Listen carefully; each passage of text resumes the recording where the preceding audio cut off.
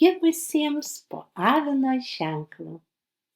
Šiam ženklui ugningos energijos metai galės įžiebti meilės ugnį, kuri išjudins ir nusistovėjusią gyvenimo rutiną. Apžvelkime ypatingo palankumo jūsų ženklo atstovams laiką. Jis nuo sausio 27 iki gegužės pabaigos. Prasidės į sausio 27 į jūsų ženklą sugrįžus Neptūnui, kuris pažadins jūsų jautrią širdį giliems jausmams. Stiprės jautrumas, meilės troškulys, jausmų spontaniškumas. Vasario 14 į jūsų ženklą sugrįžęs Saturnas skatins jūsų iniciatyvą tiek tarpusavio santykių, tiek ir finansų srityse, o kartu primins ir ankstesnius įsipareigojimus bei atsakomybės. Kovo 3 jūsų ženklą atkeliavusi Venera skatins impulsyvius susižavėjimus, apdovanos stipriais, aštriais patyrimais.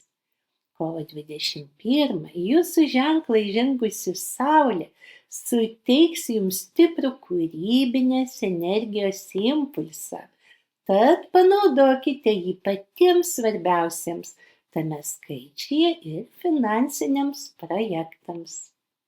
Kovo ir balandžio mėnesiai pasižymės galinga energija, stipriais uždegančiais jausmais. Tai ypatingas laikas ieškantiems savojo žmogaus, romantiškiams susitikimams, santykių kūrimui ir plėtrai. Jais planuokite ir ilgai brandintų idėjų įgyvendinimą. Būtent šiuo laiku pradėkite naujus, didesnę finansinę naudą galinčius atnešti projektus.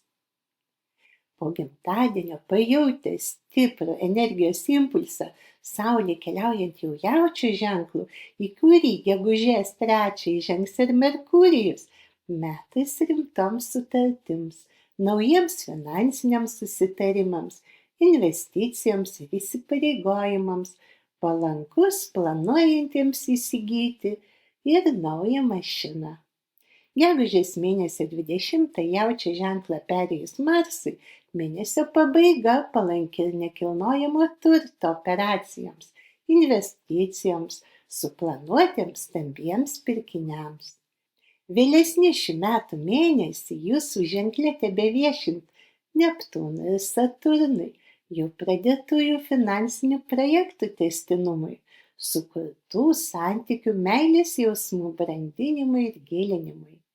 Ugningų jausmų jums 2026.